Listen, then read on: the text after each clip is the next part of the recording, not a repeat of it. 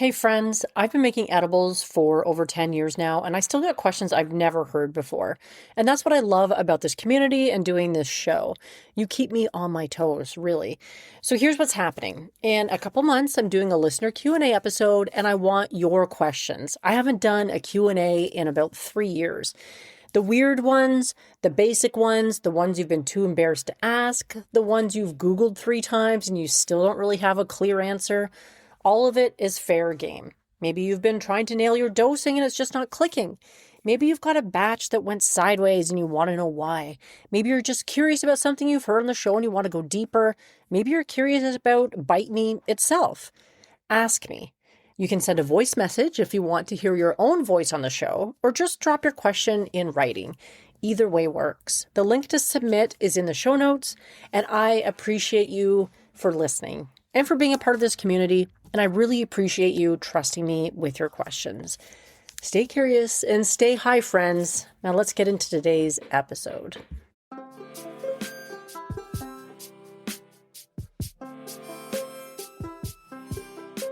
Welcome to episode 359. And today we're talking about the weed that built civilizations. We're going to be looking through 10,000 years of cannabis history, but thankfully only in about 15 to 20 minutes. Don't you worry. I'm your host, Margaret, a certified Gangier and TCI certified cannabis educator, and I believe your kitchen is the best dispensary that you'll ever have. Welcome to Bite Me, the show about edibles.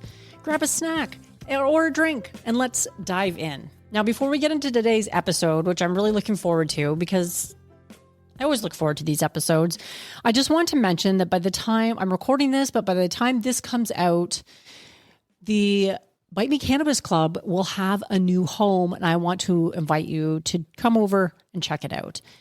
It has recently migrated to bitemepodcast.com/club. It is on my website now, and I'm really excited about it because I love this community that I've built with a whole bunch of really cool cannabis-friendly people. And the other thing I love about it is that it really makes me feel like I have a home because I do love doing the podcast, but it can feel very lonely sometimes.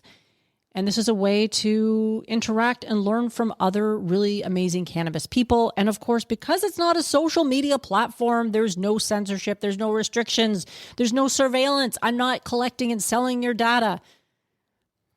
I don't even know how to do that, but bitemepodcast.com/club. And I hope to see you there.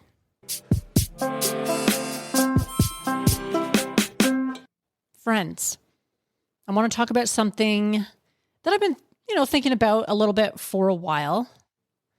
And it started honestly during the episode that I did on making edibles for someone who can't, the one about mutual aid and DIY as an act of rebellion.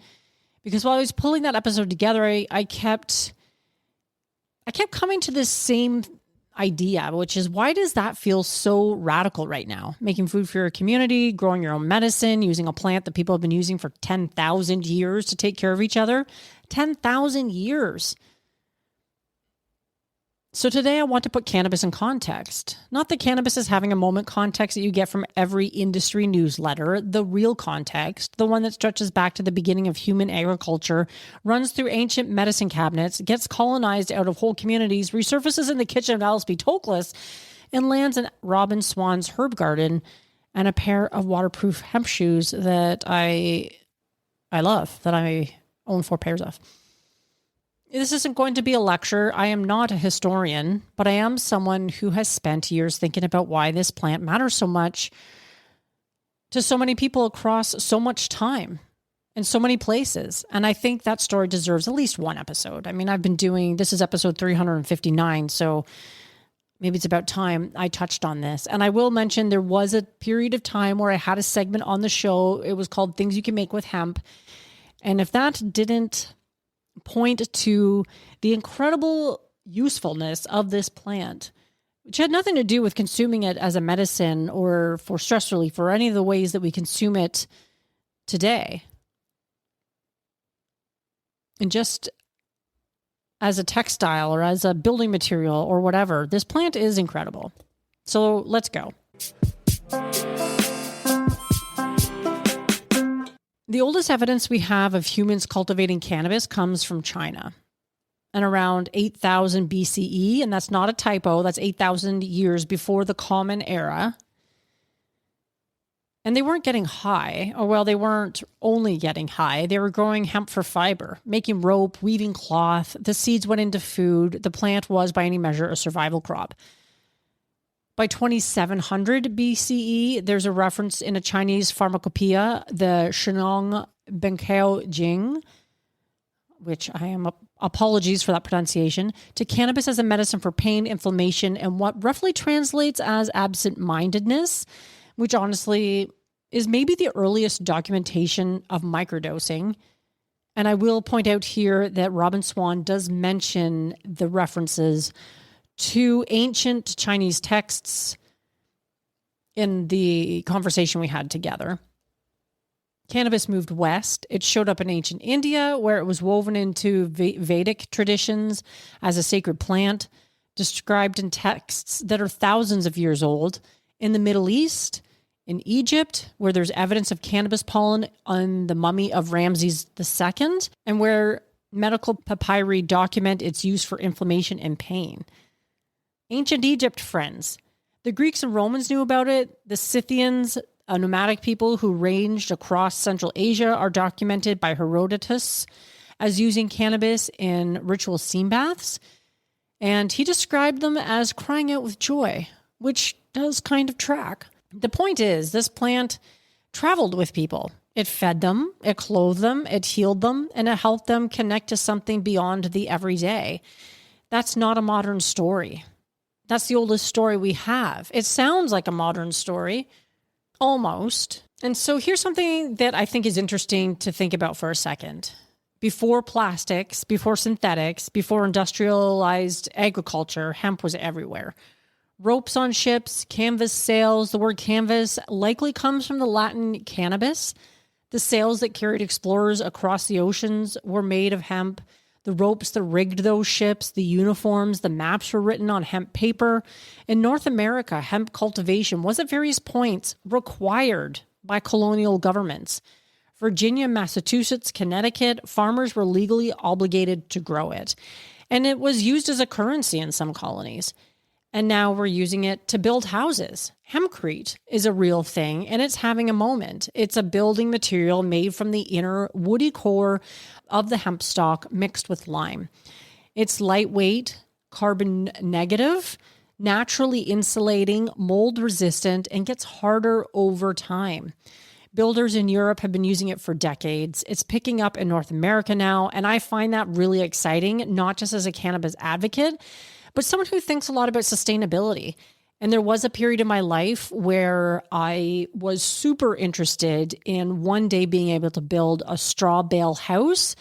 And the hempcrete actually seems like a very similar process to that, with a lot of the same incredible principles and benefits of using these alternative building materials.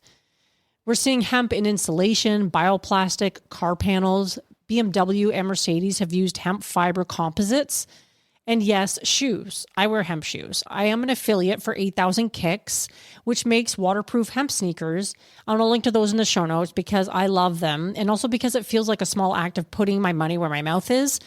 Hemp is infrastructure, and it always was. And if you're interested, the reason I became an affiliate for them a while ago is because I had the CEO on the show to talk about using hemp as a material, the challenges that it presents, and how he went about making these waterproof hemp shoes and accessories, because they also do a line of backpacks as well.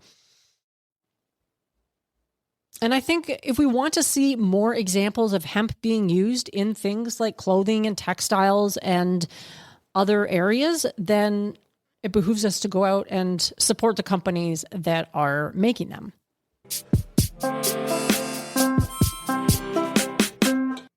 When we talk about cannabis history in mainstream culture, we tend to start the clock somewhere around the 1960s. The counterculture, Woodstock, maybe Reefer Madness as a punchline.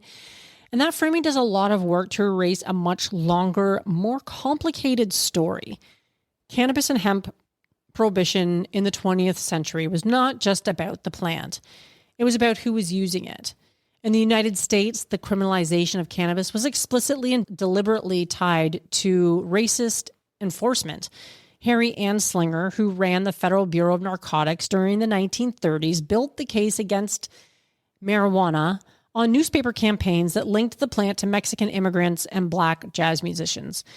His quotes are on record, and they're pretty vile. And I won't repeat them here because we've all heard them. Anybody who's been part of the cannabis community for any length of time probably knows a bit about the history of prohibition.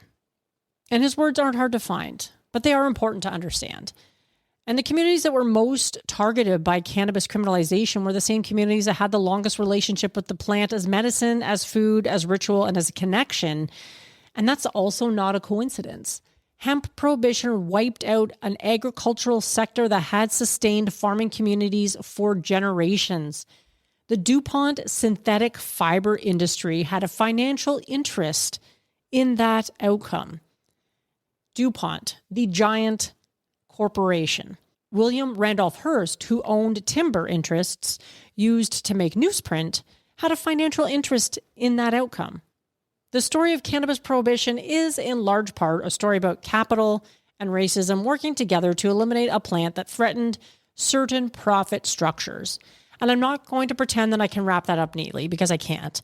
But I do think it matters that when we talk about cannabis as radical or rebellious, we understand what it was rebelling against and who bore that cost.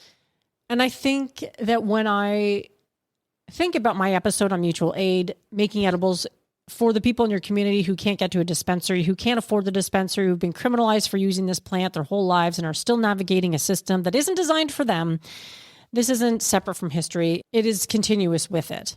Which brings me to Alice B. Toklas. I did an episode on her cookbook, a brief one.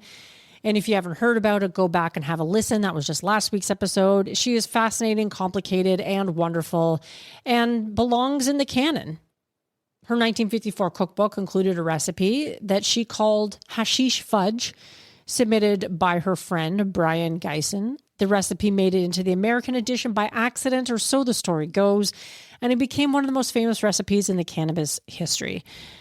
It also got the book banned in some places, which is kind of an achievement, but also not that surprised. Some British, because it was the British, when the British discovered the recipe in the book, it had been printed first in the US without fanfare, as that particular recipe without fanfare, and then the British publishers discovered it, clutching their pearls, no doubt, saying, oh, what about the children?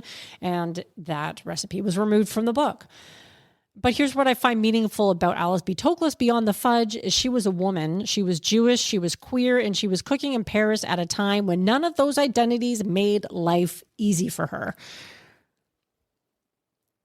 Her kitchen was a gathering place for writers and artists and thinkers of the time, and her cookbook is, at its core, a record of a life built on her own terms through food, through hospitality, and through community. And that feels very familiar to me. Robin Swan, who I had on the show recently, is one who understands this in a deep way. She works with plants as medicine. She thinks about the history of plant knowledge, and she carries a real awareness of how much traditional knowledge has been suppressed, who held it, and what it cost when it was taken away. And her episode is one that I keep thinking about for a bunch of different reasons. If you haven't listened to that one yet either, it's pretty fascinating, if I do say so myself. The herbalism tradition, which Robin represents, is also largely a women's history. Women as healers, women as keepers of plant knowledge, women who were burned as witches for knowing what plants could do. That's been well documented. I've read a couple of books on that myself. The kitchen as the place where that knowledge survived because it looked like cooking. Cannabis has always lived in that space, in the hands of people who are not supposed to have it, not supposed to know it, and not supposed to pass it on. And yet they did pass it on anyway. So where does that leave us now? Cannabis is legal in Canada, where I am. It's legal for recreational use in a growing number of U.S. states. It's legal for medicinal use in an even larger number of U.S. states and around the world. There is more research happening now than at any other point in the last century. Hemp is back in a serious way as a crop, as a material, as a protein source, and yet The people who are building wealth in the legal industry are largely not the communities that bore the cost of prohibition. The expungement of cannabis convictions is slow, incomplete. Access to legal cannabis is still shaped by economic barriers and geographic inequity.